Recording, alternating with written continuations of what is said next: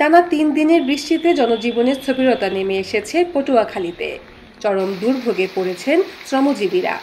বিভিন্ন নিচু স্থানে বৃষ্টির পানি জমে জলাবদ্ধতার পাশাপাশি ভেসে গেছে অসংখ্য মাছের ঘের ও পুকুর। পটুয়াখালী জেলা আবহাওয়া অফিসের ভারপ্রাপ্ত কর্মকর্তা মাহবুবা সুখী বলেন, মৌসুমী বায়ুর প্রভাবে উত্তর বঙ্গোপসাগর এলাকায় বজ্র মেঘ তৈরি হচ্ছে এবং বায়ুচাপের তারতম্যের আধিক্য বিরাজ করছে। এর প্রভাবে পটুয়াখালীতে অতি ভারী বৃষ্টিপাত অব্যাহত রয়েছে।